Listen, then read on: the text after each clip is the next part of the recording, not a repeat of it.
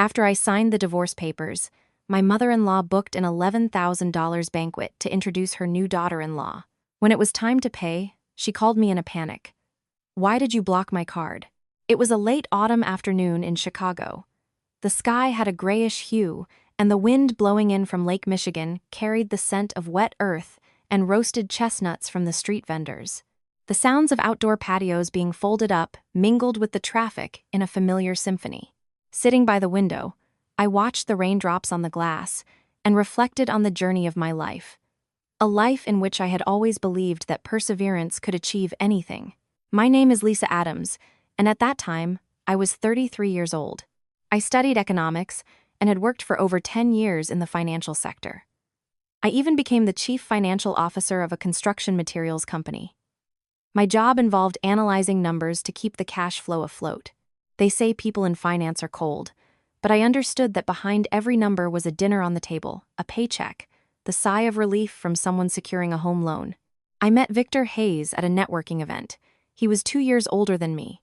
He had a pleasant conversation style and, above all, he knew how to listen. He told me about his dream of opening a materials distribution company. An honest business, built on trust. I listened intently. Perhaps it was because, at that age, I was starting to fear loneliness. Solo dinners, the sound of rain on the roof that shrinks the soul. Victor took me to meet his family one weekend. Their house, in the Maplewood Heights neighborhood, was an old but tidy duplex. For dinner, there was a pot roast, a well-seasoned salad, and a pitcher of red wine. His mother, Gloria Hayes, as she served the food, slyly asked me, "So, you work in finance? Well, you'll be able to help Victor a lot, won't you?" In my naivety, I took it as a compliment. "I'll do what I can, as long as we're united," I replied. His father, Arthur Hayes, was a man of few words. He simply poured me a glass of wine with a serene look, like someone who only yearns for peace in his home. I married Victor 6 months later. When he told me he wanted to start his own company, I was the first to support him. He named it Faraz Adams, a combination of our surnames that sounded solid and professional. Many praised our synergy as a couple. I felt happy too. What woman doesn't want to believe in a little romance? But a company doesn't run on romance. It runs on capital and discipline. Victor had the charm and quickness to acquire clients. I had my savings, the money my parents gave me before the wedding, and the expertise to control risks. I contributed 60% of the equity capital, and he contributed his work and his contacts. On paper, we were 2 equity partners. In practice, I built the structure, the payment approval processes, the cash flow planning, the contract templates, the credit limits, and even the bank negotiations. I understood that when money is involved, clear accounts preserve friendships. But still, everything had to be in writing, because money doesn't understand affection.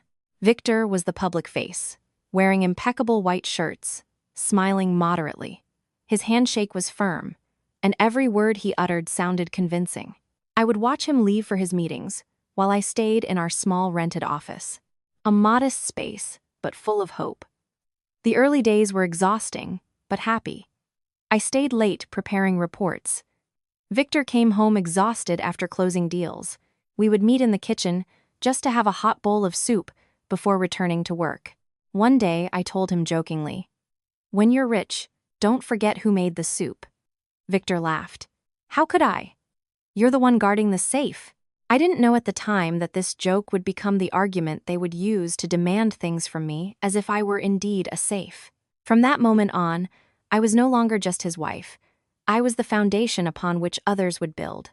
My husband's family had not yet shown their true colors. Gloria boasted to the neighbors that her son had married a brilliant woman. My sisters-in-law, Kathy and Marissa, would visit us occasionally with sugary words. "You look so elegant, sis-in-law. You can tell you're from the city." Ryan, Victor's younger brother, who worked in construction, was more discreet. He would come home, quietly help me with the grocery bags, and whisper, "Don't pay attention to everything Mom says." I just smiled. I thought every family had friction, and that I was strong enough to manage it.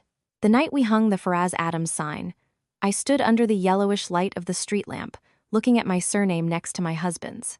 I felt a warmth in my chest and whispered to myself, "Come on, I'll trust one more time."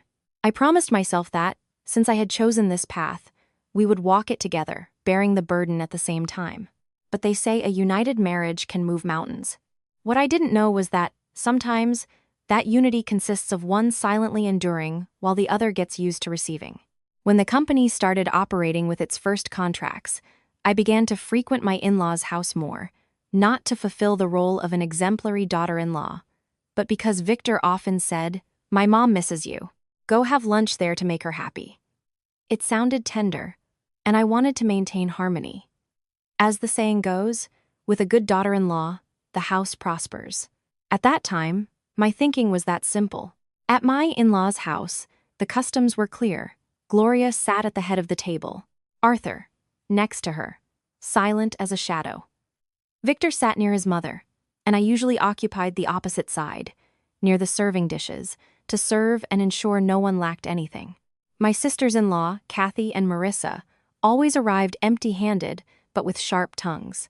"Oh, sis-in-law, everything looks so good on you, pure city style," Marissa would say while looking at my purse, as if examining the price of something in a market.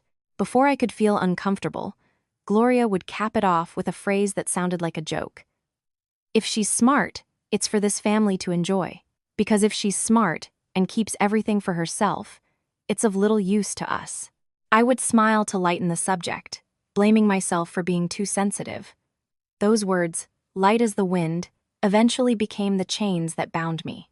Gloria had a way of asking that was a mix of interest and scrutiny. She loved knowing my salary, my bonuses, the company's profits. I responded evasively, to which she would click her tongue. "I ask so we know how to organize ourselves. A woman of the house should know how to manage, lest money come in the door and go out the window." As she said this, she stared at me, as if I were that window. Arthur was different. He used to put the best piece of meat on my plate. He would fill my wine glass, sometimes with an awkward gesture, as if fearing his wife's disapproval. Once, while Gloria was recounting how a neighbor's daughter-in-law had changed their lives, he blurted out, "A daughter-in-law is like another daughter. Don't talk like that." His wife's withering glare was enough to silence him. Seeing that scene made my heart sink. At first, I thought my father-in-law's kindness was a blessing. Later, I understood that kindness without a voice sometimes becomes an excuse for injustice to prevail. My sisters-in-law, how to describe them? They weren't poor, but they always lacked something to show off. Kathy complained that her husband, a builder, had irregular income. Marissa would recount how expensive everything was now that her daughter was starting school. After the complaints, a look that didn't ask directly but put me in a position of having to understand. At first, naive as I was, I bought them gifts, a box of chocolates, clothes for the children, quality fruit. I thought it was a gesture of affection. Gloria celebrated it, praising how talented I was, but her praises sounded like a mark of ownership. This is how the daughter-in-law of this house should be. Only Ryan, the youngest brother, was different. He always came home with construction dust clinging to his shirt collar. He would enter the kitchen, wash his hands, and ask me, "Are you tired?" Such a small question that made me feel human again, not a money-making machine. Once, Gloria criticized that I didn't wash dishes as well as the girls from the village. Ryan replied naturally, "Well, if you don't like it, I'll wash them tomorrow." Gloria gave him a side eye. "Don't spoil her so much." Ryan fell silent, but as he passed me, he whispered, "Don't mind her." I heard that and felt like sighing. In that house, a kind word had to be said in a low voice, while humiliations were shouted. I started to realize that Victor had a pattern of behavior. In public, he was decisive. At home, he avoided conflict. To everything his mother said, he would say yes. He would smile at his sister's comments. When I remained silent, he would squeeze my hand under the table, as a sign for me not to create tension. His recurring phrase was, "Have a little patience with my mom. She's older now." And I did. But because I had so much of it, everyone started to think my patience was infinite. One night, Gloria organized a big dinner and invited several relatives. I arrived late, due to an unforeseen issue at the company. As soon as I entered, she said jokingly in front of everyone, "The CFO daughter-in-law is different. She has executive hours." The whole table laughed. I did too, but inside I felt a cold chill. Were they laughing at the joke? Or because they knew I couldn't respond? As I finished cleaning up, Marissa took me aside in the kitchen and said confidentially, "Sis-in-law, when the company is doing even better, tell Victor to give us a hand. My brother's family is your family too." I froze. The phrase sounded fraternal, but it hit a principle they already took for granted. Our marital assets were his family's assets. I swallowed hard and could only say, "I'll talk to Victor." Marissa smiled. A smile of anticipated victory. That night, back home, Victor asked me, "Did my mom or my sisters bother you?" I was direct. "I feel scrutinized. They ask me about money, about my salary, about the company. I'm not used to it." Victor sighed. "My family is like that, Lisa. Try to understand them." I asked him, "To what extent?" Victor remained silent. That silence reminded me of the saying, "Wise people change their minds. Fools persist in error." Sometimes people don't persist out of foolishness, but because they believe silence solves everything. Still, I tried to convince myself. I told myself I would be more flexible, that I would adapt, but the more I conceded, the sharper their words became. And I began to understand something very simple. In a family, rules aren't the problem. The problem is when they are used to force someone to bow their head without ever allowing them to lift it. After a few months of adjustment, Victor and I started to have calmer days. We didn't have money to spare, but income was constant, and debts weren't drowning us. I had barely begun to celebrate when Victor told me, "Lisa, we need more liquidity. Material suppliers demand quick payments. If we're late, we lose orders." I understood. Cash flow in our sector was like water. If it got stuck at one point, the whole system would paralyze. After thinking it over, I decided to apply for a high-limit credit card in my name. I completed all the bank procedures, signed the documentation, and established clear rules. Every expense had to have a receipt. Whoever used it had to inform me, and at the end of the month, we would reconcile. Victor nodded enthusiastically. "Don't worry. I'm a professional, not an amateur." At first, I gave Victor an authorized user card for his client transactions. I kept the primary card, accustomed to maintaining control. For the first few weeks, Victor used it correctly. Restaurant receipts for business lunches, gas for work trips. Everything seemed reasonable. I even congratulated myself on my decision. We were a good team. One generated business, the other controlled finances. Until one night, Victor uttered the first phrase that worried me. "My mom says she's getting older, and sometimes needs to buy something without having to ask for money. Could you give her an additional card so she doesn't feel bad?" I looked at him. Feeling bad was a difficult expression to refuse. I tried to stick to my principles. "Okay, but with a low limit, and she has to tell me what she uses it for, right?" Victor smiled. "Of course, she'll barely use it." A week later, Gloria called me with unusual sweetness. "Lisa, are you busy? I'm at the jewelry store exchanging an old necklace, and I'm a little short for the new one. Can you transfer me some money?" Hearing a little short, I didn't ask further. "Use the card, Mom," I told her. She laughed. What a gifted daughter-in-law I have. Soon after, Kathy and Marissa started asking for loans. They didn't ask for a card directly, but they did so indirectly. "Sis-in-law, I'm at the hair salon and I ran out of cash." Or, "My son is sick. I paid for the medicine, and my husband will pay me back tomorrow." Every time something like this happened, Victor would look at me with pleading eyes. I felt trapped between my principles and what they called family peace. I gave in, not because I was foolish, but for fear of being called cheap in this life. Sometimes, people fear bad reputation more than expense, and my in-laws lived more on appearances than reality. Thus, the third and fourth authorized user cards were born. 4 names under my supervision: Victor, Gloria, Kathy, and Marissa. I thought that by controlling a little of each, I could manage the situation. I programmed monthly reminders for reconciliations and asked Victor to remind his mother and sisters to keep receipts. Victor nodded like an automaton. But real life doesn't follow a spreadsheet. Gloria's expenses were no longer a little bit. She bought a silk dress for a wedding, new shoes to match her age, a purse that, if it's not good, people will look at you funny. Once, she even called Victor in front of me. Son, at the Women's Association, everyone boasts about their daughters-in-law's gifts. If I go empty-handed, I'll die of shame. Victor turned to me with a conciliatory smile. Come on, honey. A little joy for my mom doesn't cost that much. Kathy started going to the spa regularly. She would send me photos of her manicures with messages like, "Sis-in-law, we have to take care of ourselves, or else our husbands will look at others." Marissa became addicted to online shopping. Every few days, there was a delivery person at her door. Once, upon arriving at her house, I saw several boxes piled in a corner. "Did you buy a lot of things, Mom?" I asked. Gloria replied with complete naturalness, "They're things for your sisters-in-law. It's not a big deal. You, who are in finance, don't worry about these trifles." The phrase "it's not a big deal" was like salt on a wound. Whose money was it that it didn't matter? I began to review the statements in more detail, not to look for culprits, but to protect my family's and the company's finances. I saw a constant trickle of small expenses that, added up, were a hemorrhage.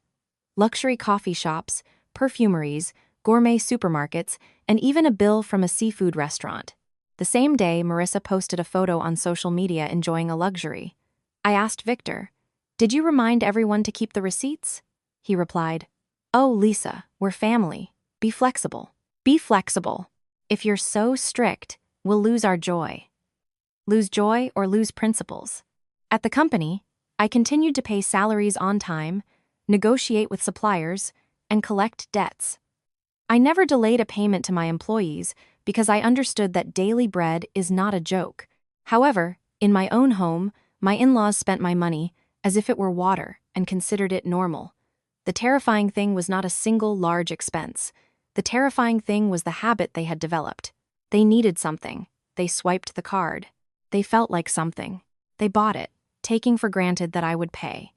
I tried to talk about it delicately at a dinner. "Mom, sisters-in-law, if you use the cards, at the end of the month, let's review them together so I can have better control." Gloria put down her cutlery and smiled, but her gaze was cold. "Oh, look, the director. Now I also have to present reports for spending a few bucks." Kathy added, "You can tell she's in finance. She calculates everything." And Marissa concluded, "Maybe since she doesn't have children, she has time to focus on these silly things?" I froze. They used the topic of children to silence me, a stab that hurt and against which I couldn't defend myself at a family dinner. Victor, meanwhile, simply put a piece of fish on my plate, as if to say, "Eat and shut up." That night in bed, I turned to the wall, listening to the rain drumming against the window. I remembered the saying, "Trust is earned with 1,000 acts and lost with just one." A shiver ran down my spine. I still loved my husband. I still wanted to save my marriage. But I understood that if this habit didn't stop, it would eventually devour both the company and our relationship. The issue of children. It's easy to talk about it from the outside, but living it is another thing. In 3 years of marriage, I never avoided the idea of being a mother. Sometimes, seeing families with children in the park, I felt a lump in my throat, but the company absorbed me. Victor came home very late, and our schedules were chaotic. We always thought it would happen eventually, until the questions became insistent, like a summer thunderstorm. At first, Gloria asked subtly, "Are you taking any vitamins?" Then it moved to any good news. And finally, Kathy joined in. "Sis-in-law, you're young, but maybe work stress is affecting you." Marissa smiled and added, "If you dedicate yourself so much to making money, maybe life won't give you other things." Each comment bothered me more, but I tried to restrain myself. I told myself it was normal for older people to worry about having grandchildren, but that normalcy sounded more and more like a judgment. I took the initiative and told Victor, "Let's get checked out. I don't want to continue with this uncertainty." Victor, at that moment, was still on my side. "Yes, let's." My mom keeps insisting, and it's exhausting. We chose a prestigious clinic. We did all the tests. I waited for the results with cold hands, Victor was beside me, but his gaze didn't leave his phone. I didn't blame him. I understood. He was busy. But at that moment, when a woman most needs her partner, a phone screen can make you feel terribly alone. The doctor was direct. Both of your reproductive health shows no serious problems. Her cycle is affected by stress, and he has an irregular lifestyle with little rest. He recommended we change our habits, reduce pressure, and wait a few months. I breathed a sigh of relief. At least there was no culprit. My intention was to go home and explain calmly. The doctor says we need to rest and not stress. I thought that would reassure everyone, but I forgot one thing. Some people don't need the truth. They just need a culprit. That night, Gloria prepared a delicious seafood soup. The doctor says it's just stress, that we need to take better care of ourselves. There's no serious illness, I said to reassure them, but it became the weapon they used against me. Gloria put down the ladle, looked me up and down, and said in a didactic tone, "If there's no illness, why aren't you getting pregnant? Maybe it's because women nowadays don't take care of themselves. They drink cold things, go to bed late, work like men, and ruin themselves inside." I was stunned. I couldn't believe a mother would say that to her daughter-in-law at the table. Before I could respond, Marissa giggled. "My mom's right. A woman has to take care of herself.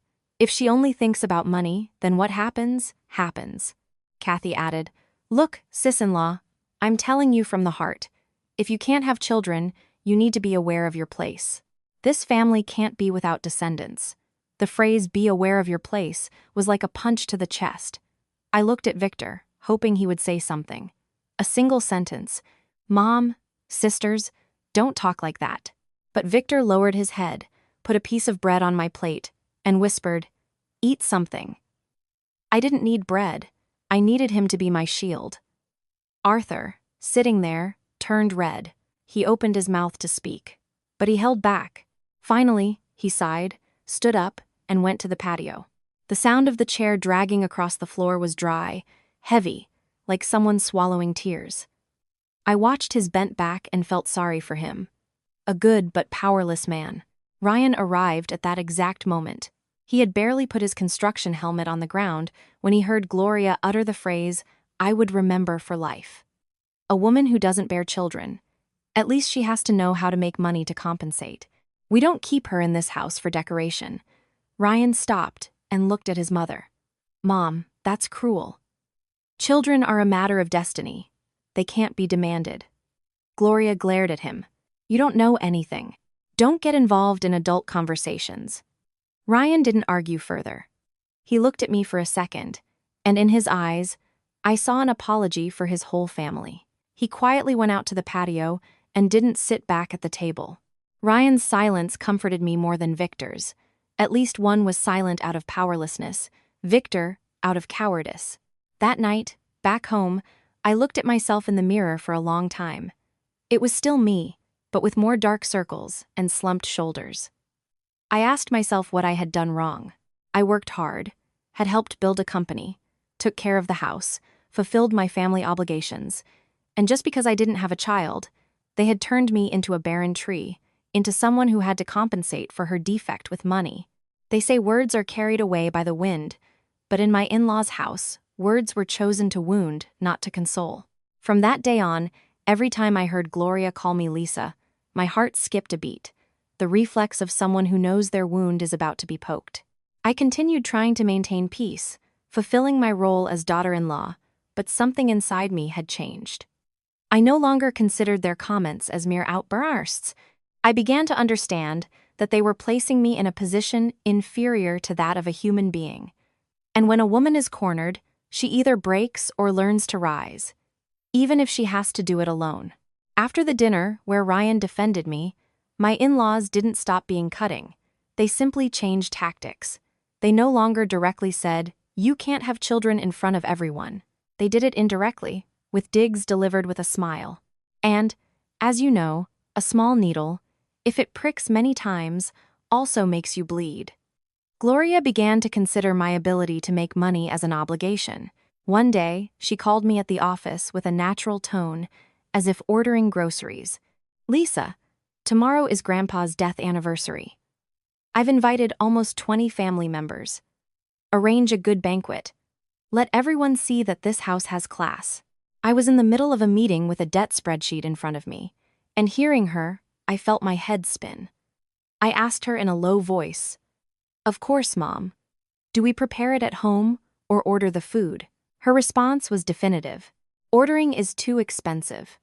With such a competent daughter-in-law, you have to know how to manage. If a woman doesn't know how to organize a banquet in her own home, what good is she? The question, what good is she? She didn't say aloud, but it resonated in my head, making it clear what category they had placed me in. So, I went to the gourmet market to buy ingredients, ordered some dishes to lighten the load, and hired someone to help me in the kitchen. The effort didn't hurt. What hurt was the feeling of being treated like a servant. I looked at my schedule full of work reminders, and then at my hands smelling of garlic and onion, and I felt like laughing. One day, they called me a CFO, and now my worth was measured by my ability to put together a banquet to impress others. On the anniversary day, the house filled with relatives. Gloria wore an elegant purple dress and a pearl necklace. As she served tea, she boasted, "My daughter-in-law handled everything. She's very capable." The guests looked me up and down and felt it. Of course, with a daughter-in-law like that, it's a pleasure. I heard it's a pleasure, and it tasted bitter like tears. Pleasure for whom? For those who enjoy. Kathy and Marissa were also there, gushing with praise, but not lifting a finger. As we collected the plates, Marissa approached me and whispered, "Sis-in-law, everything was delicious today. If my mom is happy, she'll like you more. And if she likes you, life here will be easier for you." I was paralyzed. After all, to live more easily in that house, I had to buy affection with money and effort, not earn it with kindness.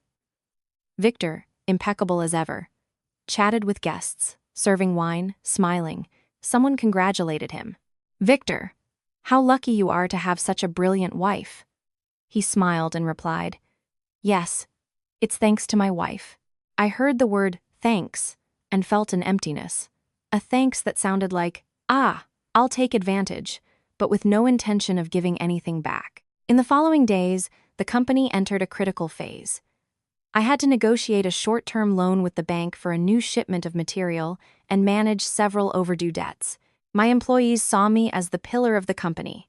I maintained my principles. Salaries were paid on the exact day, accounts with suppliers were clear, and every document was in order. I knew that in business, lack of transparency comes at a high price, but when I arrived home exhausted, Gloria would resume her attacks. "Lisa, next week Kathy's niece is getting married. Calculate how much we have to give as a gift. We can't fall short of others, can we?" I replied, "Mom, shouldn't Kathy decide that?" Gloria scoffed. "What family?" "Ours. Since you came into this house, you have to keep up appearances for everyone. And so, once again, I had to keep up appearances with my own money. I started to feel a fatigue that couldn't be cured by sleep, an exhaustion from constantly being on edge, supporting the company, pleasing my in-laws, and enduring criticism for not having children. One day, while having lunch, I felt nauseous. I thought I might be pregnant. I rushed to buy a test. The single line that appeared on the test dashed my hopes. I sat in the bathroom and laughed to myself, a bitter laugh with tear-filled eyes. Life has its ups and downs, but my streak of bad luck seemed endless. That night, Ryan, upon returning home, saw me sitting thoughtfully at the table. He didn't ask much. He opened the fridge, handed me a bottle of water, and said in a low voice, "Have you eaten anything?" I brought some pastries. I shook my head. Ryan hesitated and added, "Don't be so hard on yourself. They say those who don't take care of themselves get ruined, but I think when there's no affection in a house, the whole house gets ruined." Having said that, he fell silent. I looked at my young brother-in-law and felt a mixture of warmth and pain. Warmth, because in that house, there was still someone who saw me as family. Pain, because that kindness was too small to protect me from everything that oppressed me every day. Victor arrived late. As he took off his shoes, he asked, "What's wrong with you? You look very pale." I told him the truth. "I'm tired. I feel like I never do enough. Your family always needs something from me, and I'm not a machine. Victor sighed, and with a conciliatory tone, said, "Hang in there a little longer. My family is like that. If there's peace at home, everything will go well outside." His words left me breathless. Peace at home meant I had to shut up, endure, and suffer. And go well outside meant he could maintain his impeccable image before the world. I turned and looked at my blurred reflection in the window glass. For the first time, I asked myself the question I had never dared to formulate.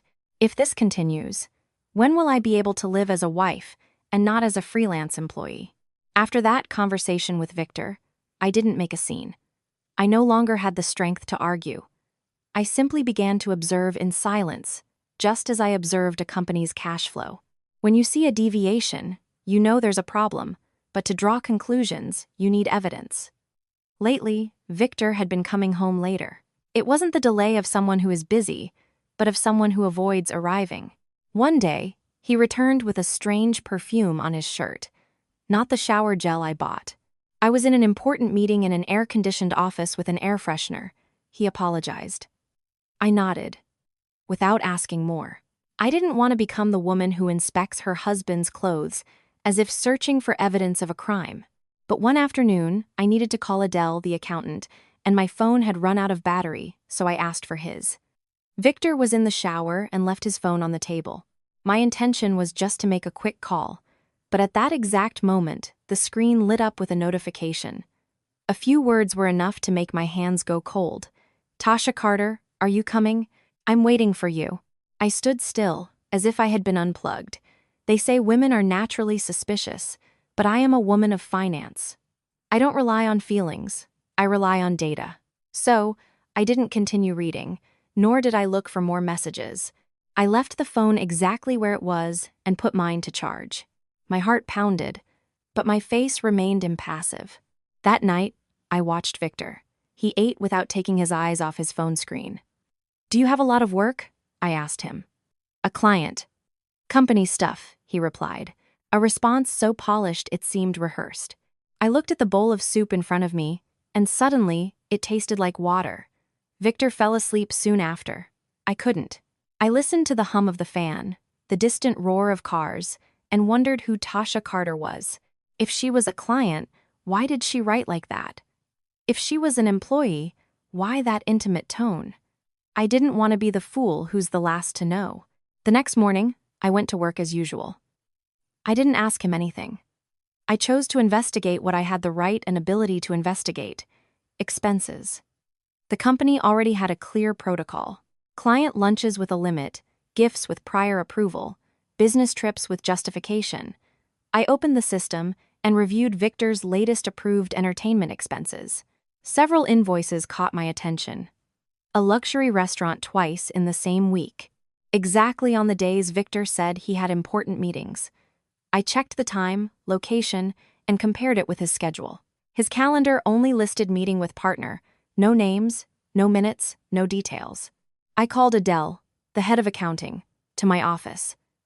I had hired her myself at the beginning. She was meticulous, discreet, and professional. I didn't ask her directly about infidelity. I asked her about her work. "Adele, do these entertainment expenses have all the necessary receipts?" Adele looked at me for a second, as if weighing what to say. Then she placed a folder on the table and said in a low voice, "Director, lately Mr. Hayes approves expenses in a strange way. He says we have to be more flexible and skip some controls. When I ask him for more details, he gets annoyed." I looked up. "Annoyed, you say?" Adele hesitated.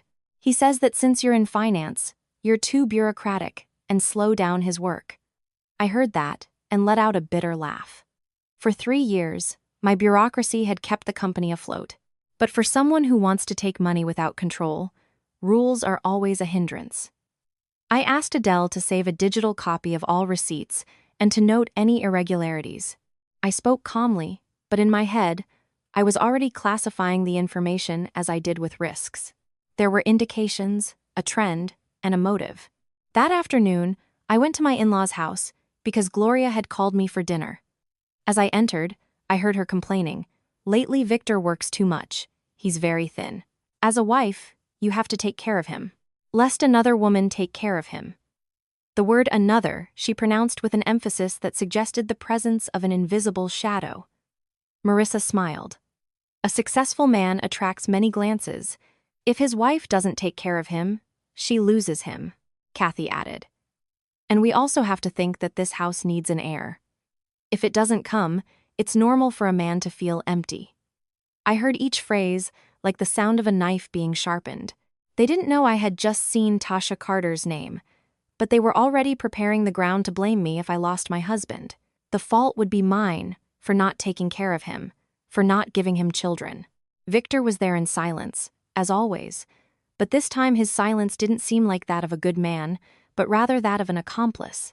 Upon returning home, I took a shower. The hot water couldn't wash away the cold I felt inside. I remembered the saying, "A clear conscience fears no accusation." If I hadn't done anything wrong, I had nothing to fear. But I also couldn't stand idly by while others cut down my tree. From that day on, I started noticing small details. Victor changed his computer password, took his phone to the bathroom, went to the balcony to talk in a low voice. Sometimes he would smile to himself while looking at the screen, and then look at me with complete normality. These details were like small expenses on a bank statement. By themselves, they mean nothing, but together they add up to an enormous value, the value of betrayal. I didn't have the definitive proof yet, but I already knew what my next step was, not to make a jealous scene, but to save what was left of my life. I didn't ask Victor another word about Tasha Carter. I knew that a man like him, if I asked him, would find 1,000 ways to turn the tables and make me believe I was imagining things. I also didn't want to turn my house into a stage for arguments, so that my mother-in-law and sisters-in-law would have more fuel for their fire. I chose my own path, the path of someone who had worked in finance for too long, slow, steady, and without letting emotions take control. One morning, I asked to leave work early. I drove through the streets near the company and rented a small studio apartment for months. It was a modern apartment with an elevator, electronic lock, and quiet. It wasn't large, just enough for a bed, a desk, a small kitchen, and a window overlooking a grove of trees. I signed the contract in my name, paid by transfer, and upon receiving the keys, I felt immense relief. It was a strange feeling, like someone drowning who suddenly finds a place to stand. I didn't make a scandalous move. I just took some clothes, an old laptop, and my toiletries. I told Victor that the company had an important project and that I needed a place near the office to work at night. He simply said, "Oh," without asking more. His indifference confirmed what I already suspected. His heart had been elsewhere for a long time. What I did next? It wasn't crying or telling my friends. I started backing up data, opened my laptop, accessed all company accounts I had permission for. I changed important passwords, adding two-step verification, and wrote everything down in a notebook. I downloaded the company's bylaws, commercial registry, list of equity partners, and minutes of previous meetings. I filtered cash flow reports, the most important contracts, and bank loan agreements. I didn't appropriate anything that wasn't mine. I simply saved copies of everything that demonstrated my effort and my responsibility. Then I moved on to my personal affairs. The apartment we lived in had been given to me by my parents before the wedding. At the time, they told me, "Daughter, it's good for a woman to have a house in her name. If things ever go wrong, you'll have a place to return to." I laughed and told them they were exaggerating. Now, remembering, I realized that older people, even if they don't know laws, understand life. My parents had seen further than I had. I took out the box with the documents, the deed of property, the purchase and sale agreement, the deed of gift, all in the name of Lisa Adams. I took photos, scanned them, and saved them on a hard drive and in a cloud account to which only I had access. I also kept copies of condominium invoices and utility bills that were in my name. I prepared everything in such detail that if someone tried to argue it was a common marital asset, I would only have to put the documents on the table. Once everything was ready, I scheduled a consultation with a lawyer. Mr. Henderson had been recommended by my brother Noah. He was a man in his 40s, direct, no nonsense, one of those who look you in the eye and understand the problem. We first met in a quiet coffee shop. I didn't tell him a personal drama. I presented the facts as if it were a report. I contributed more capital. I am the primary guarantor. My husband shows signs of misappropriating company funds, and my marriage is at risk. I want to know what is considered separate property, what is marital property, and what I should prepare so I don't end up with nothing. Attorney Henderson listened and asked me specific questions. Do you have documents that prove your capital contribution? Can you demonstrate the origin of that money as prior to the marriage? Whose name is the apartment in? Do the company bylaws specify the percentages of participation? Who is the legal administrator? He didn't ask about feelings. He asked about the facts that would decide the outcome. When I showed him the apartment deed, he nodded. This residence has been in your name since before the marriage and comes from a gift. In principle, it is separate property. But be careful. In a conflict, they will try to play with your emotions. Don't sign anything lightly, and don't accept verbal agreements. And if my husband has been diverting company funds, I asked. That's no longer a simple marital dispute, Henderson replied. If there is evidence of unjustified expenses, transfers to personal accounts, or purchases that don't benefit the company, there could be legal consequences. But to act, evidence is needed. Invoices, bank movements. You're on the right track. Hearing right track sent a shiver through me, not of fear, but because I knew that at that moment I had crossed a line, the one that separates a wife trying to save her marriage from a woman who begins to protect herself. Upon returning to the studio, I received a message from my mother-in-law in the family WhatsApp group. This weekend, come for lunch. I have something to tell you. Accompanying the text was a voice note of almost a minute with the usual indirect comments about grandchildren, a woman's obligations, and her star phrase, "We need to keep up appearances." I listened to the message and turned off the screen. In the quiet of my small studio, with the soft hum of the air conditioning, I laughed. So many years trying to keep up appearances for them to respect me. And after all, they never cared if I was exhausted inside. That night, my brother Noah called me. "Are you okay?" was his only question. After a silence, I replied, "I'm learning to be." Noah didn't insist. "Keep all your papers safe, and don't isolate yourself. If you need anything, call me." I hung up the phone and sat there. For the first time in a long time, I felt like I wasn't trapped. I still felt pain, disappointment, and insomnia, but now there was a way out. And for a woman, sometimes, just seeing the exit makes the panic begin to disappear. I didn't plan to expose Victor in a fit of rage. I wanted to choose a moment when he couldn't shield himself with, "You're exaggerating." And that moment came on a weekday night. Suddenly, a storm broke out with thunder rumbling as if someone were banging on a giant pot. Victor arrived late, entered the house, and went straight to the bathroom, taking his phone. This habit had become his routine. I was in the kitchen stirring a pot of soup, listening to the sound of the shower water. While inside, I felt a glacial cold. When he came out, his phone wouldn't stop vibrating. I didn't snatch it from him. I simply asked with complete normality, "Have you eaten dinner?" "I made soup." "I already ate out," he replied. He sat down and began typing. A fleeting smile crossed his lips, so quick that if you weren't paying attention, you would have thought it was your imagination. I placed the bowl of soup on the table and sat in front of him. "Who is Tasha Carter?" I asked. Victor froze for an instant, but quickly recovered and forced a smile. "Were you looking at my phone?" I shook my head. "I don't need to look at it. I just need to see." Victor sighed.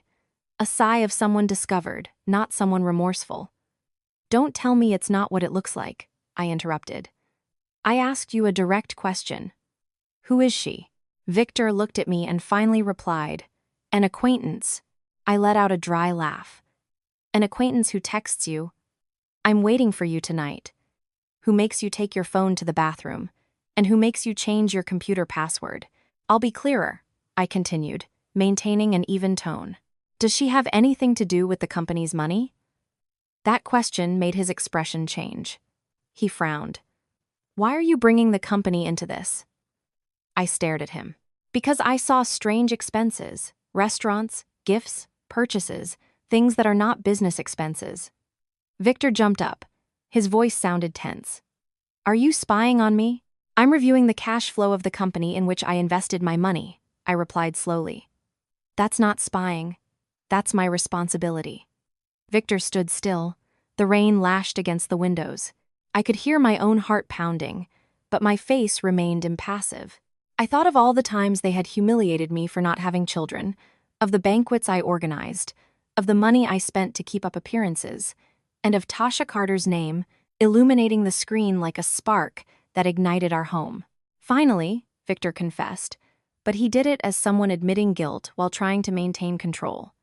Yes, I've been seeing Tasha, but I'm exhausted. Lisa, with you? It's just numbers, processes, rules. I felt a stab in my chest. I wanted to scream at him. And who asked you to breathe with my lungs? But I restrained myself. And what do you plan to do? I asked him. He sat down again, rubbing his face as if performing a dramatic scene. We should end this civilly. The word civilly fell on the table, like a piece of ice. I looked at him and started laughing until my eyes filled with tears.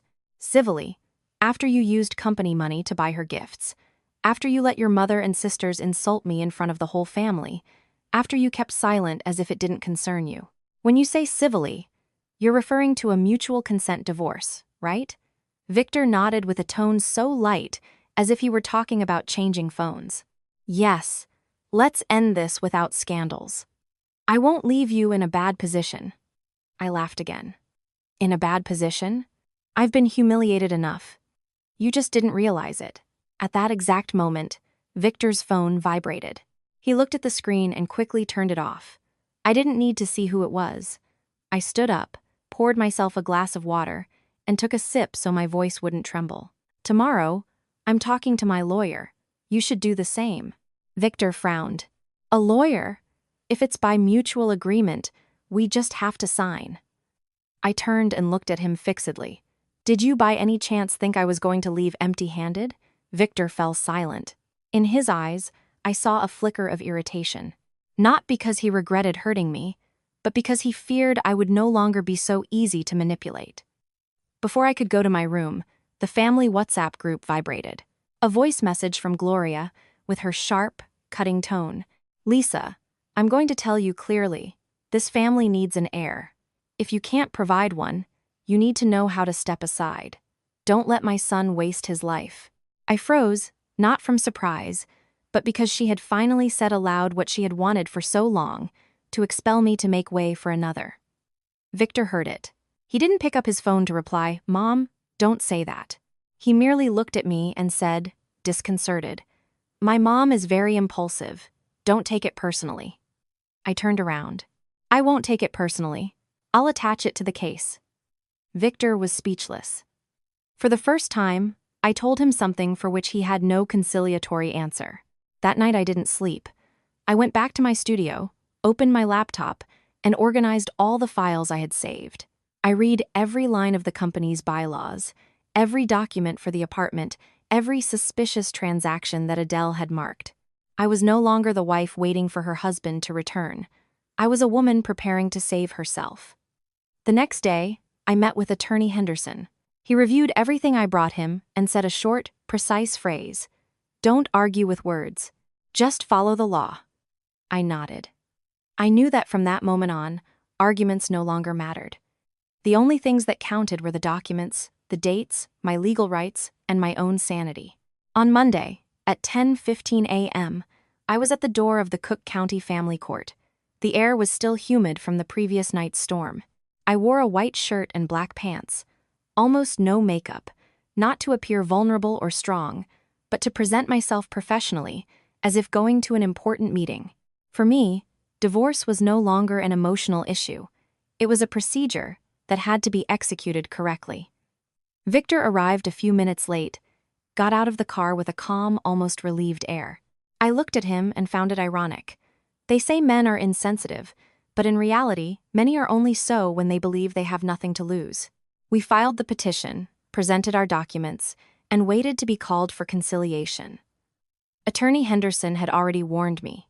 In a mutual consent divorce, the judge primarily verifies voluntariness and agreement on assets. Since we had no children, that part was ruled out. As for assets, I had repeatedly told myself not to let emotions drag me into a verbal war. When the clerk asked if we both voluntarily sought the divorce, Victor responded instantly, "Yes, voluntarily." I also replied, "Yes, voluntarily." My voice sounded as neutral as if I were reading a number. At that instant, I didn't hear my heart. Only the hum of the ceiling fan and the soft typing on the computer. They asked us about the asset agreement. Victor looked at me and said in a condescending tone, as if doing me a favor, "Ask for whatever you need. I don't want to make things difficult for you." I looked at him fixedly and replied concisely, "Everything necessary is already reflected in the settlement agreement. Let's stick to the documents." Victor was a little surprised. He probably expected me to be sad, to cry, to show myself weak so he could appear magnanimous. I didn't give him that opportunity. In my head, everything was clear. The important thing wasn't to argue there, but to legally free myself from the marital bond. Yes, any future dispute over the company, misuse of funds, or the right to live in the apartment could not be manipulated as a simple marital conflict. I needed a clean legal basis. Victor signed quickly, like someone signing for a package delivery. I signed more slowly, not out of nostalgia, but because I reviewed every line. I had lived believing that honesty was the best policy, but now I understood that honesty without shrewdness makes you an easy prey. I would not allow myself to make a mistake in a single word. Around noon, we left the room. The courthouse hallway was long and bright. Victor turned to me and said in a low voice, "Well, that's it. Each of us starts a new life." I sensed it without responding. There are phrases that, if you answer them, you risk saying something that weakens you. As I walked out onto the street, the sun began to shine fiercely. Just as I descended the stairs, my phone vibrated. It was my ex-husband's family WhatsApp group. The name was still there, like an anchor I hadn't released. United Family. The first message was from Gloria, long and full of exclamations. It included a voice note. Her tone was exultant, as if announcing a wedding. "Tonight, the whole family has a banquet at the Grand Hyatt to celebrate this new chapter, ward off bad luck, and officially introduce the new daughter-in-law, Tasha Carter." She even highlighted it with pride. "We're going all out so everyone can see that in this house. When the old leaves, good fortune arrives." Next, a photo of the reservation, another of the table decorated with flowers and candles, and one of Gloria embracing a young woman in a flashy dress. Kathy responded with a heart emoji, Marissa with a fireworks emoji. The rest of the relatives joined in the praises. Messages appeared non-stop, as if at a party. I stood still under the sun, staring at the screen with a lump in my throat, not because I missed Victor, but because of how they had turned me into the bad luck that needed to be cleansed. 3 years as a daughter-in-law, without missing a single family commitment, making sure they never lacked anything. And now they celebrated my departure, as if they had gotten rid of a burden. Among so many messages of joy, a short and direct one made my eyes sting. It was from Ryan. "Mom, what are you doing? This is so cruel." That was all. In the midst of the revelry, his message was like a solitary stone, but enough to know I hadn't been mistaken about him. I barely had time to process when Victor called me. His voice was a mixture of haste and anger. "Did you read the group chat? My mom is just excited. Don't give it any more importance. Give it importance? What do you mean?" I asked with a calm I didn't recognize in myself. Victor hesitated. "I mean, we've already separated. We should maintain dignity." I let out a laugh. "Dignity? I've been maintaining your family's dignity for too long." I hung up. I didn't argue. I stood there watching the cars pass, and suddenly I felt a strange peace.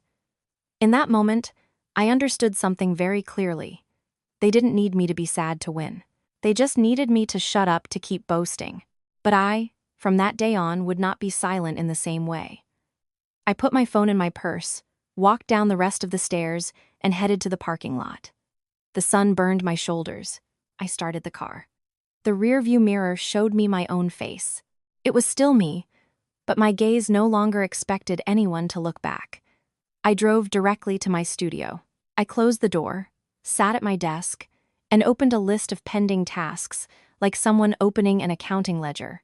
As the saying goes, Everyone gets what they deserve. My moment had finally arrived. I arrived at the studio, changed my clothes, and washed my face. The cold water couldn't extinguish the fire I felt in my chest. It wasn't for love of Victor. It was the pain of being discarded like a bad omen. The pain of realizing that all the years I dedicated to taking care of his family only served for them to climb higher at my expense. I thought about turning off my phone, but then turned it back on. I looked at the WhatsApp group again, the photo of the table, the reservation receipt, Gloria's triumphant voice, every word was a needle. Ward off bad luck. Introduce the new daughter-in-law so everyone can see we're lucky. I left my phone on the table and opened my banking app on my laptop. On the screen, my primary card and the 4 authorized user cards associated with it were clearly displayed. The names were unequivocal: Gloria Hayes, Victor Hayes, Kathy Hayes, Marissa Hayes. I sat up straight, my hands didn't tremble. I felt strangely calm, as when I detected a fraudulent expense. I remembered the last 3 years. Every bank statement I paid, thinking, it's my family. Every humiliation at the table, and Victor's voice saying, let's end this civilly, as if the only person causing problems was me. I told myself a simple phrase: the cards are mine, the power is mine. I'm just getting back what belongs to me. I clicked on Gloria's card. The screen asked for confirmation. I looked for 3 seconds and clicked block. Then Victor's, block. Kathy's, block. Marissa's, block. 4 confirmations. 4 clean and precise gestures, like closing 4 doors. I felt no revenge, just the feeling of having cut a toxic umbilical cord. I sent a message to the bank: restrict any unusual transactions on the primary card. Done. I put down my phone. I prepared a hot tea. The steam rose slowly, but inside I still felt a glacial cold. I looked at the clock. It was a little after 4 p.m. Around 6 p.m., my phone vibrated. Gloria's number. I let it ring 3 times before answering. Her voice was shrill and disjointed, as if she were talking while running. Lisa, what the hell did you do? My card isn't working. Mom, you were using an authorized user card of mine, I replied calmly. If I block it, it stops working. You want to make me look ridiculous? She screamed. I have the whole family sitting here, and the hotel is demanding payment. I took a sip of tea, maintaining the same tone. The banquet was organized by you to introduce your new daughter-in-law. I have nothing to do with it. There was a silence, and then she changed tactics, resorting to lamentations. I didn't play her game. I just stopped paying your bills, Mom, I said. And I hung up. Less than a minute later, Victor called. He didn't yell like his mother, but his voice was tense and heavy, like someone who fears ridicule more than making a mistake. Lisa, reactivate the card. There are a lot of people here. It's embarrassing. Embarrassing for whom? I asked. Victor controlled himself and lowered his tone. I'll give you the money tomorrow. Just activate it for tonight. I let out a soft laugh. If you're going to give it to me tomorrow, you solve it tonight. You're introducing your new fiancé. Not me. Don't go too far, he exclaimed, losing his temper. I'm not going too far. I'm doing what's right, I replied, and hung up. At that moment, my hands began to tremble slightly, not from fear, but from the liberation of finally speaking my mind, without asking anyone's permission. Around 7, Ryan called. He spoke in a low voice, and in the background, I heard a murmur of people arguing in what sounded like a hotel lobby. Lisa, I'm not calling you to activate anything, just to tell you that you did well. This is chaos. I listened in silence. Ryan described the scene in a few words. Gloria shouting at the reception desk, demanding that the manager be flexible. Kathy and Marissa, red with shame and anger, blaming the new sister-in-law, but looking at each other sideways. Victor pale, pacing back and forth, calling me and other contacts. And Tasha, cornered, with smeared makeup, unable to hide her panic. The guests, who had initially whispered, now maintained a tense and revealing silence. My dad had to come, Ryan sighed. He's trying to talk to the manager. He looks exhausted. Hearing Arthur mentioned, I felt a pang. I didn't hate him. He was just a weak man, but his weakness had, for years, made him the one who paid the consequences of his wife's and children's mistakes. "Take care of your dad, please," I told Ryan. "I'll take responsibility for the rest." "You take care of yourself too," he replied. I hung up and sat for a long time. I felt no joy, just an emptiness, like someone who has finally released a burden they had carried for too long. I understood that what hurt them most that night was not the money, but losing the right to spend my money in front of everyone, losing the feeling that they could have whatever they wanted because someone else would pay the bill. I looked at the already cold tea and thought, in this life, everything comes with a price. I had already paid for my 3 years. Now it was their turn.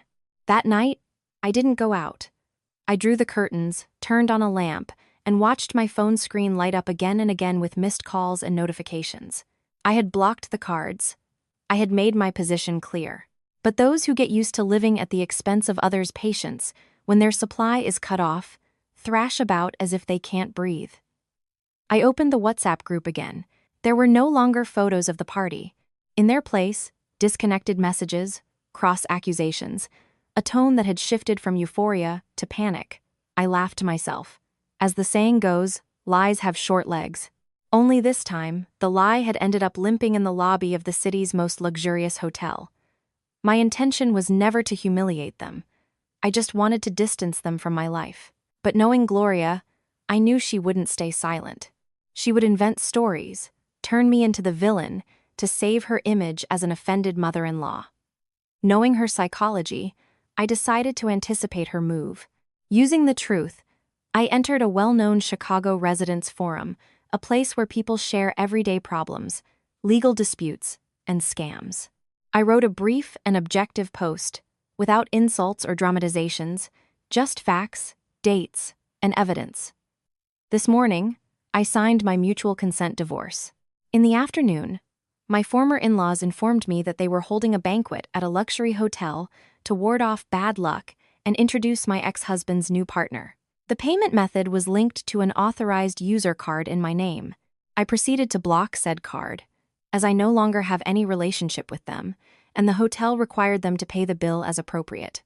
I attached 2 images, a screenshot of the WhatsApp group and a photo of the reservation, concealing personal data so that no one could accuse me of bad faith.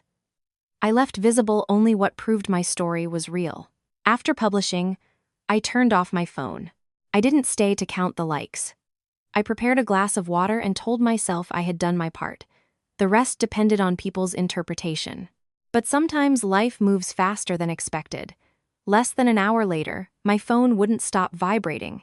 Messages from old friends, calls from acquaintances, and even unknown numbers. I only responded to my closest contacts. I'm fine. I'm handling everything legally. I didn't want to turn my problem into others' burden. Then, a video appeared. I didn't record it. Someone in the hotel lobby recorded it. In it, Gloria could be seen yelling at the counter, Kathy and Marissa with distorted faces, Victor pacing back and forth like a caged lion, and the climax, Gloria collapsing on the floor, clutching her chest, and screaming that she was having a heart attack. The video went viral. The comments were of all kinds, but one repeated constantly, "If you want luxury, pay for it yourself. Don't live at others' expense." I read it and turned off my phone. I didn't want to revel in someone else's humiliation. What hurt was seeing Arthur at the end of the video, with his hunched back, trying to reason with the hotel manager. He looked like a man putting out a fire he hadn't started, with no right to blame anyone. Almost at midnight, Kathy called me. Her voice was no longer sweet, but harsh. "Lisa, do you think what you did was nice?" My mom was humiliated. "You dialed the wrong number," I replied. "I'm no longer your sister-in-law, but you gave the card, and by canceling it, you harmed us," she insisted. "I canceled it because from today on, your family no longer has the right to use my money." Kathy changed her tone. "You published it on the internet. You stained our honor?" I published the truth with evidence. If you feel ashamed, ask yourself why your family got used to living like this. I replied calmly and hung up. 5 minutes later, Marissa called with her usual tactic of blaming the weakest. "Lisa, don't be so resentful. If they have a new daughter-in-law, let them live in peace." I laughed. Their peace consists of me paying their bills. I'm not stopping anyone from living. I just stopped supporting them. Be careful. Karma exists, she threatened. Karma is for those who work it. I sowed nothing, I replied. As I hung up, I remained silent. I no longer cried. I only saw clearly the true nature of the relationships I had tried so hard to maintain. As long as I was useful, I was the brilliant sister-in-law. When I stopped being useful, I became their enemy. At dawn, Victor sent me a very long message. He accused me of exaggerating everything, of destroying his family's honor, of not thinking about his father, and concluded with his usual phrase, "Tell me what you want and stop making scandals." I read the message and didn't reply, because he still didn't ask me if I was hurt, if I had been humiliated, if I was exhausted. He only worried about his family's honor. I looked out the window. The sky was beginning to lighten. A new day was beginning, and I felt I had crossed a threshold. From that day on, I knew one thing: they wouldn't stop. And if I wanted to live in peace, I had to live with justice, that of the law, that of reason, and that of my own dignity. The next morning, after the chaotic night at the hotel, I didn't stay in bed lamenting. I got up early, ate toast, and went directly to Attorney Henderson's office. I understood something very clearly. If I won the battle with emotions, they would say I was a resentful woman. If I won it with the law, they would have no way to attack me. The lawyer looked at me and asked, "Are you determined to cut the root of the problem?" "Yes, but I don't want anyone to be able to say I acted maliciously," I replied. "Then we'll act impeccably, with deadlines, evidence, and formal notices," he assented. We drafted a certified letter to notify the termination of occupancy of the residence in my name.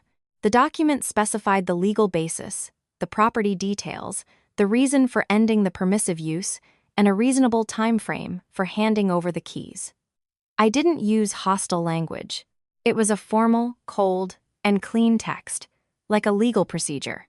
The lawyer warned me, no calls to avoid arguments.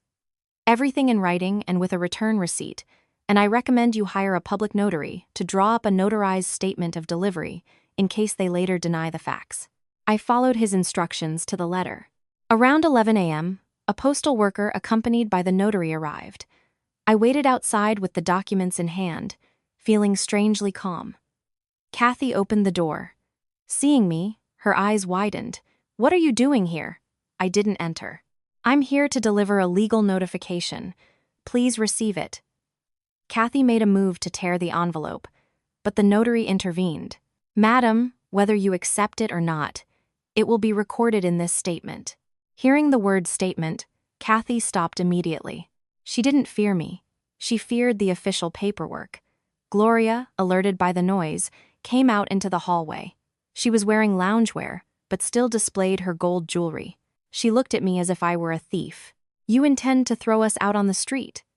"I'm not throwing anyone out overnight," I replied. "I'm giving you the time frame the notification establishes to vacate the residence, as per the law." "As per the law," she spat. "Don't you have a heart?" I looked at her serenely. The heart I had, I gave for 3 years with money, work, and humiliations. Now I prefer to use the law. Having said that, I turned to the notary and signed the delivery statement. I didn't stay to argue. I didn't want to turn the doorstep into a theater. That same afternoon, I met with a real estate agent. I was direct. "This house is my property. It is currently occupied, but will be vacated within the stipulated legal time frame. I need you to find a buyer willing to wait." The agent nodded. "Being so clear makes it easier. We'll have to adjust the price down a bit, but we'll find someone." "Adjusted, but reasonable," I countered. "I'm not selling out of need. I'm selling out of need to close a chapter." 2 days later, the for sale sign was hanging on the facade. Gloria called me nonstop, first screaming, then crying, and finally with a sugary tone. "Lisa, my dear, I know I'm older and have a bad temper. Have a little compassion." I heard the words without being affected. I sent her a message. "Any matters, please address them with my lawyer." I no longer hated her. I simply didn't want our lives to cross paths again. Marissa texted me, "People will say you have no soul." I replied, "Let them say whatever they want. I live peacefully. Kathy threatened me. This won't end here. I took a screenshot and saved it. I had learned my lesson. Words can also be evidence. In the midst of all that noise, only Ryan sent me a message that night. It was short. Continue legally. I can no longer defend the indefensible. I read it and felt a lump in my throat. Not because I needed his support, but because in a house full of shouts, there was still a quiet and decent voice. A week later, a couple of investors came to see the house.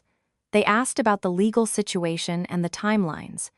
I showed them the deed, the notarized statement, and explained everything with transparency. They looked at each other and said, "Being so clear, it gives us confidence. We accept to wait, if the price is good." I accepted a reduction. I was buying my freedom.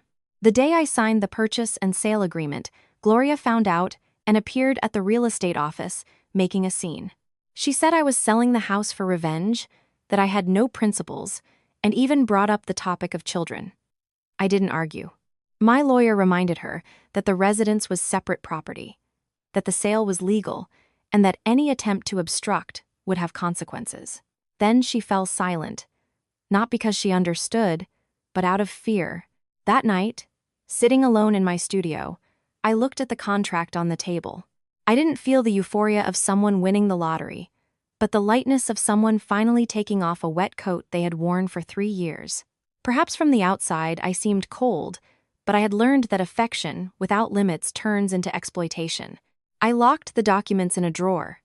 For the first time in a long time, I slept soundly, without dreaming of contemptuous laughter at a family dinner.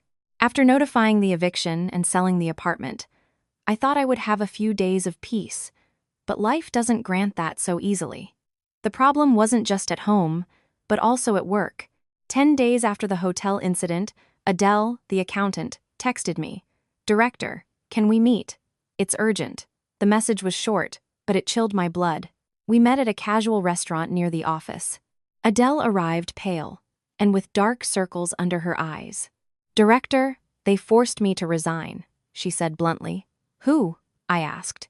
"Mr. Hayes and Miss Tasha Carter." Now she sits in the office as if she were the boss. He introduced her as the new financial manager. I clasped my hands under the table. I knew Victor would bring Tasha into the company, but I didn't imagine he would be so brazen as to put his mistress in charge of the accounts. He pressured me to approve a series of irregular expenses, Adele continued, her voice trembling. I refused, and he accused me of insubordination. He told me to hand over all my work in 24 hours. What did you give him? Only the in-progress files. I kept copies of all the receipts. I feared that if I handed over everything, you would be left without evidence. She opened her purse and took out a folder. Inside were bank statements, purchase invoices, payment receipts, and entertainment expenses. Each document had a sticky note with the date, purpose, and the person who requested the expense. On the first page, I saw a recurring monthly transfer in Tasha Carter's name with no concept. Then, the invoice for a luxury car, also in her name. Following that, invoices from luxury stores, expensive restaurants, and weekend resorts, everything accounted for as entertainment expenses. I read it with a dry throat. "Are you sure this is company money?" I asked, trying to keep calm. Adele nodded. "Yes, it came out of the company account. Some transfers were made directly from online banking. I checked the dates. The days, Mr. Hayes said he was on a business trip coincide with hotel invoices for 2 people. I didn't need to hear more. In my head, there was only one phrase: papers don't lie. A person can deny with their mouth, but they cannot deny a money trail. I put the folder in my purse. "You did the right thing, Adele. I'll take care of the rest. I just fear they'll blame everything on you." "He always said you were too strict with procedures," she said. I smiled bitterly. Procedures are what keep a company alive. Without them, money slips away like water. That same afternoon, I met with attorney Henderson. I placed the folder on the table.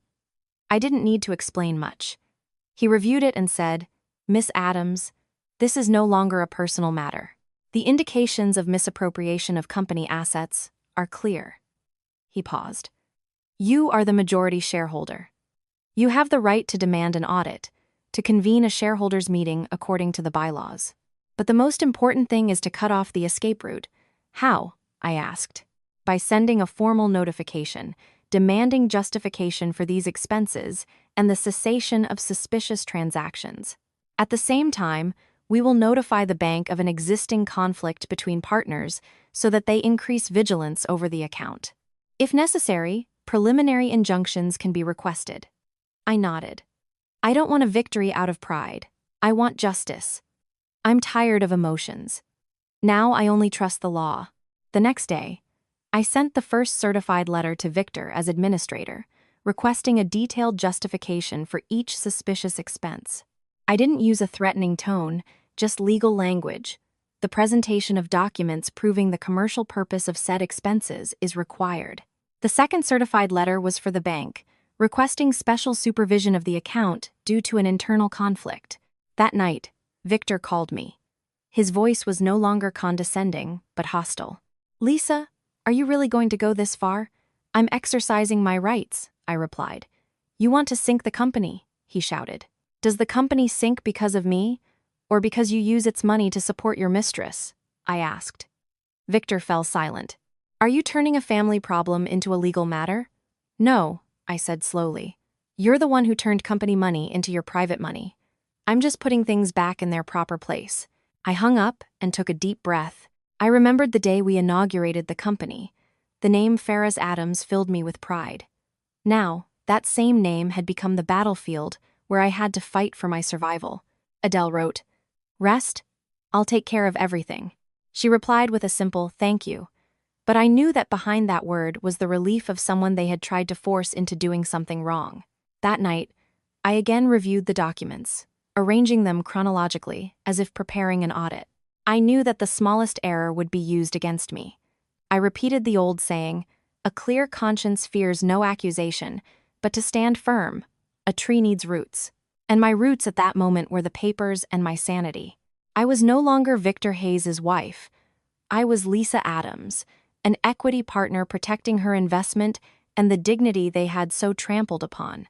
Since sending the legal notifications, I kept silent. I didn't post anything more on social media, nor did I make calls to pressure. I simply acted and waited.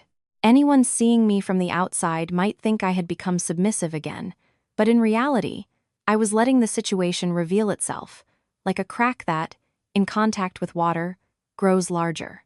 In the first few days, Victor remained defiant. He sent me messages accusing me of being a resentful woman and of taking things to an extreme. I didn't respond. I knew that when someone resorts to personal insults, it's because they have run out of rational arguments. On the 5th day, my brother Noah called me. "Do you need me to intervene?" he asked calmly. "No, I just need you to help me create an extra layer of security," I replied. Noah understood. He wasn't a man of threats or using dubious influences. He was direct and clean. He made a call to the purchasing director of Farrah's Adams's main client. He professionally explained that there was an internal conflict between the partners and that there could be a risk in the payment chain, advising him to review the clauses of his contract to protect himself. A short call, without a single bad word. But in the business world, the word risk is enough to set off all alarms. That same afternoon, Adele texted me from a new number. "The main client has halted all new orders. There's a lot of nervousness in the office." The next day, the bank called us for a meeting to explain a series of transactions and present a viability plan. I knew they had placed us under special surveillance. This meant that any operation would be slower, credit limits would be reviewed, and they could even freeze the account. For a company with low liquidity, this was like trying to run while being suffocated. A week later, the domino effect was evident. Victor's message arrived almost at midnight. It was no longer defiant, just a short sentence. "Tomorrow you have time. We need to talk." I knew the wind had changed direction, but I replied with the same formality. Any communication through my lawyer. The next morning, one of our oldest suppliers called me. After several circumlocutions, he got straight to the point. "Miss Adams, we hear there are problems at the company. So from now on, we will only supply materials with advance payment." I hope you understand, I thanked him. It was how businesses protect themselves. No one was to blame, except the one who had created the risk. Meanwhile, at my ex-in-law's house, things were also crumbling. Gloria called me. Her voice was harsh, but she no longer shouted. Lisa, tell me the truth. Is my son's company in trouble? You ask me in what capacity? I replied. I ask to know what I can count on, she said. I understood perfectly. When one's pocket is in danger, people start calculating. That night, Ryan texted me. At home, they now suspect Tasha. My mom says she brings bad luck. My sisters agree. I read the message and felt a mixture of bitterness and laughter. Before, they idolized her because they believed she brought fortune. Now that the company was suffocating, they needed a scapegoat. Affection in that house was thinner than a receipt. Victor was running out of options. One afternoon, I found him waiting for me in the garage of my studio. It didn't surprise me, but his presence unsettled me. He still dressed impeccably, but he had dark circles under his eyes and a tense jaw. Lisa, please, stop this, he said in a low voice. I didn't ask him what he meant. I knew he wanted me to withdraw the legal actions, to keep silent so he could regain control. I only told him one thing. You can plead with others. I only do what is right. Victor's eyes turned red. For the first time, I saw him scared. Scared of losing his status, his image as a successful director. I remembered the saying, you reap what you sow. And this storm, I hadn't caused it. He had unleashed it himself. Opening the windows wide, I entered the elevator without looking back. In the mirror's reflection, I saw a serene face. I knew that when the dominoes start to fall, you don't have to push them. You just have to let the truth do its work. After several days of pressure from partners and banks, Victor's company crumbled. I thought Tasha Carter would get scared and distance herself, but instead, she chose the lowest tactic, trying to drag me through the mud to save herself. One morning, my name appeared identified in an anonymous social media post. The text was brief, but venomous. The ex-wife plays the victim, but in reality, she had a lover for a long time. The husband couldn't take it and left her. The post included a blurred photo, taken from a distance, in which the real estate agent and I appeared, standing in front of the office. I was holding papers. I remembered that day perfectly. It was when I signed the purchase and sale agreement. The agent was just doing his job. I didn't imagine someone would be spying on us. The photo wasn't clear, but it was enough for those who wanted to invent a story to cling to. I didn't rush to deny it. I simply saved everything. Screenshots, links, the time of publication, the profiles that shared it, and all the comments, both malicious and those defending me. I knew that on the internet, anyone can say what they want, but defamation and slander are crimes. At noon, I received a message from an unknown number. It went straight to the point.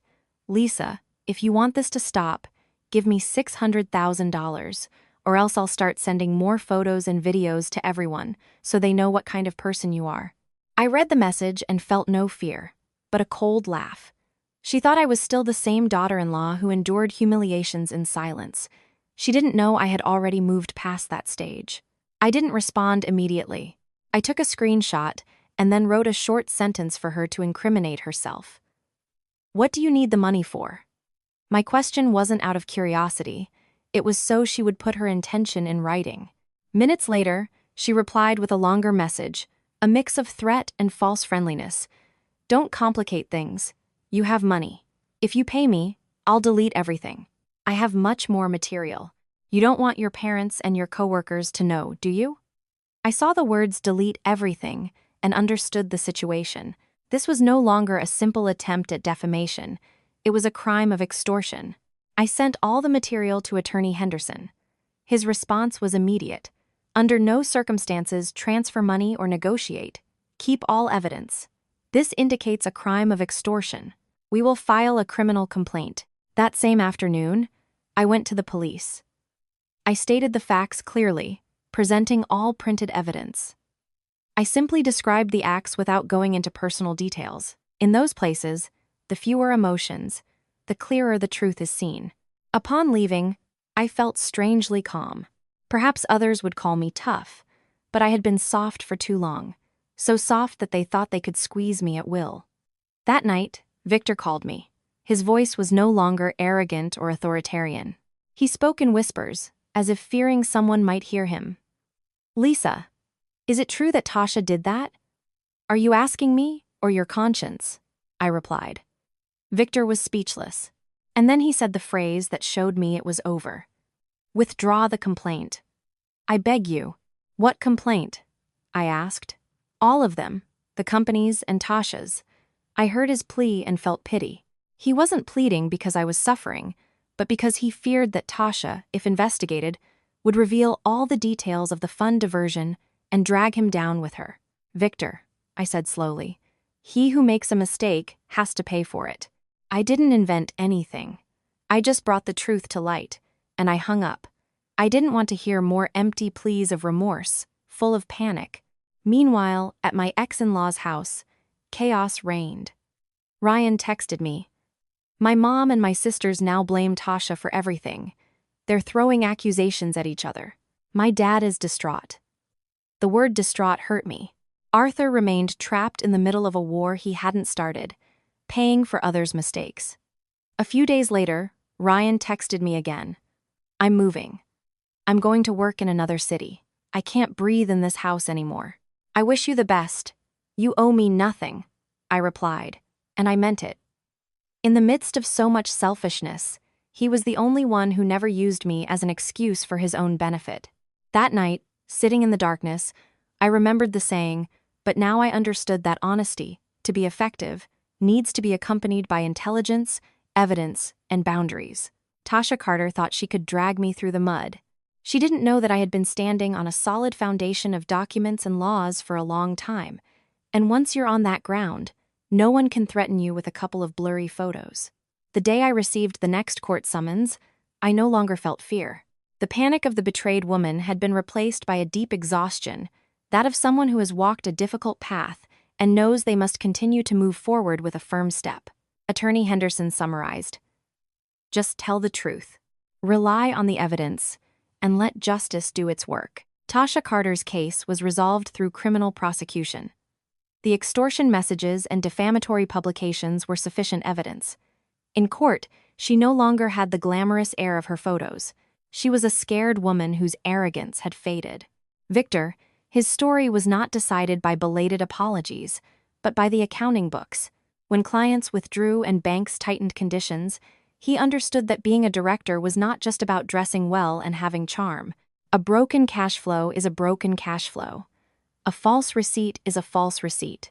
The trial for the dispute over the company's equity capital took place months later. I sat in the courtroom with my back straight, without even looking at him. The man who had asked me for a civilized divorce now faced the consequences of his actions with a devastated face. His lawyer tried to argue that it was all the result of personal spite, but courts do not judge feelings, they judge facts. And the documented facts were on the table. The outcome was clear. My participation in the company was recognized. He was ordered to return the diverted funds, and the company Faraz Adams went into liquidation. What hurt me most were the employees. They had done nothing to me, but they suffered the consequences of their boss's mismanagement. Arthur, my ex-father-in-law, aged suddenly. One day, we crossed paths in the courthouse hallway. He looked at me with trembling lips, as if he wanted to apologize for his whole family, but he could only sigh. "Goodbye, Arthur," I told him, with the respect I had always had for him. He turned away with reddish eyes. I understood that the price of silence sometimes is higher than that of malice. Ryan moved to another city. Before leaving, he sent me a last message. "Don't feel guilty for defending yourself. We were the ones who were wrong, for getting used to tolerating the intolerable." My life continued in a quieter way than many might expect. I recovered what legally belonged to me. Not enough to live in luxury, but enough to start over with dignity. I opened a small financial consulting firm and named it after myself, Lisa Adams. No one would use my name to adorn their success again. Adele joined me as a partner. Half a year later, on a drizzly afternoon, I stopped at a traffic light near the old market. I saw Gloria on the sidewalk selling lottery tickets. She no longer wore silk dresses or designer bags. She looked up. Our eyes met for an instant, and she quickly looked away. I didn't get out of the car. I didn't say anything. I simply watched the rain fall. And suddenly my eyes filled with tears. Not out of pity, nor out of joy, but because at that moment I knew that the circle had finally closed. Appearances, that which she valued above all else, was the last thing she had left to lose. The lesson I learned from all of it was clear. In family, patience is not a mistake, but patience without limits turns you into the dumping ground for others' frustrations. And when your kindness is treated as an obligation, you have to learn to say no to preserve your dignity. Any comments or suggestions are welcome. Thank you for listening to the end. I wish you much health and peace, a cordial greeting, and until the next story.